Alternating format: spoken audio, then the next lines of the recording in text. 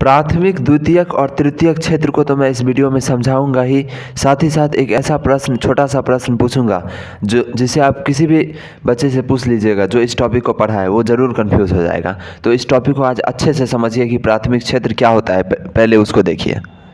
जितना भी काम है, जो कुछ भी काम करते हैं, उसको 3 क्षेत्र में बांटा गया है, यानी 3 सेक्टर में। तो प्राइमरी सेक्टर, सेकेंडरी सेक्टर यानी द्वितीयक क्षेत्र, और तृतीयक क्षेत्र यानी टर्सरी सेक्टर, जिसे सेवा क्षेत्र भी कहते हैं। ये मोटा मोटी है, मतलब कामों को बांट दिया गया है क्षेत्रों में।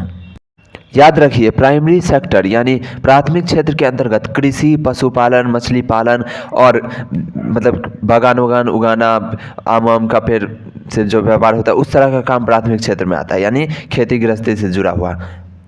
अब द्वितीयक या तृतीयक क्षेत्र को समझिए।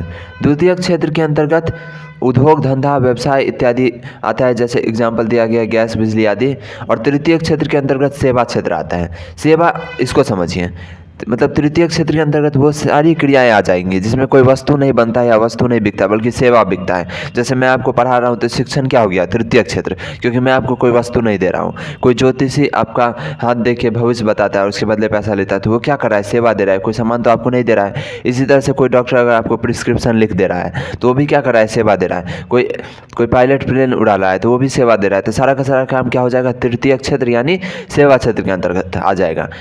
अब मैं आपसे ये सवाल पूछता हूँ और आप भी पूछिएगा कि किसी फैक्ट्री में, फैक्ट्री क्या है? द्वितीयक क्षेत्र। तो सिंपल, किसी फैक्ट्री में काम करने वाले मजदूर कौन से क्षेत्र के अंतर्गत आता है? क्योंकि वो भी पैसा कमा रहा है, तो इसका आंसर हो जाएगा तृतीयक क्षेत्र। किसी फैक्ट्री तो क्या है? द्वितीयक क्षेत्र का अंग है, लेकिन उसके अंदर काम करने वाले मजदूर जो है, जो भी काम करने वाले कर्मचारी है, वो तृतीयक क्षेत्र के अंतर्गत आती है।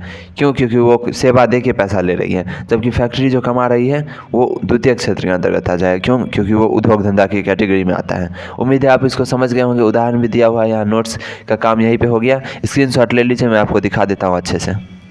ये मेरे एक स्टूडेंट के नोटबुक का पेज है, तो इसको स्क्रीनशॉट ले लीजिए और लाइक, सब्सक्राइब और शेयर ज़रूर कर दीजिए वीडियो को।